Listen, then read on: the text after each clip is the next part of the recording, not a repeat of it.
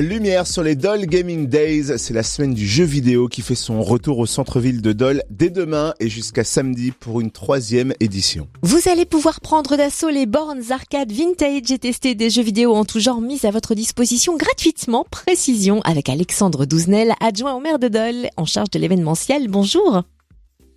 Bonjour Cynthia. Alors après une année 2020 sans Dole Gaming Days, on se console enfin cette année avec une nouvelle édition. Est-ce qu'on peut rappeler comment est né ce rendez-vous et quel est le concept précis ?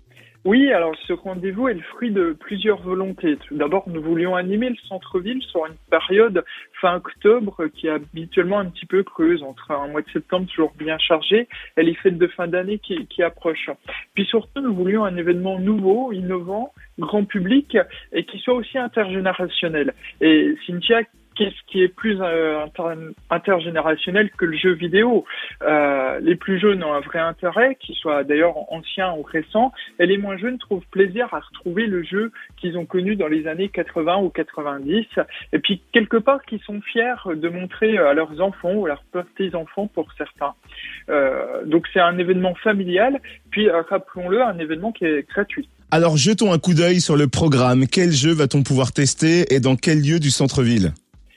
Oui, alors les Dole Gaming Days, c'est plus d'une vingtaine de bornes arcade, de consoles vintage ou de bornes de jeux qui vont être installées dans le centre-ville, dans 5 lieux, dans 5 boutiques vacantes du centre-ville.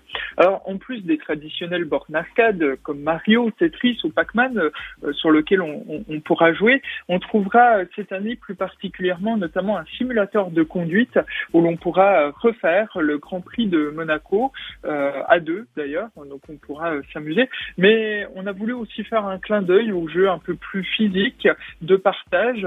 Donc cette année, on aura notamment un air hockey ou un flipper sur lequel on pourra s'amuser en famille. Et puis comme chaque année, on aura une boutique qui sera consacrée à la réalité virtuelle et qui sera cette année scénographiée aux couleurs de Tron. Et des animations sont également prévues, de quel genre ?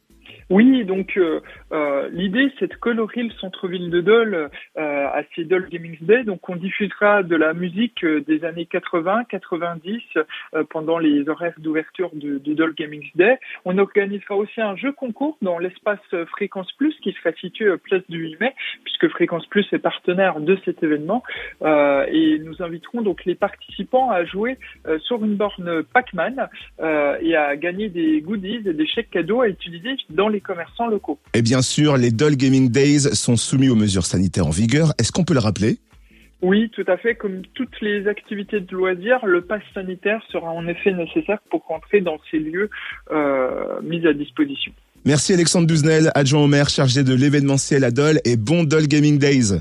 Merci, j'espère vous retrouver nombreux dans le centre-ville ces prochains jours. On vous donne donc rendez-vous sur l'espace Fréquence Plus, place du 8 mai pour tenter le concours sur la borne jeu Pac-Man. Et donc pour remporter des goodies et des chèques cadeaux à utiliser chez vos commerçants du centre-ville de Dole.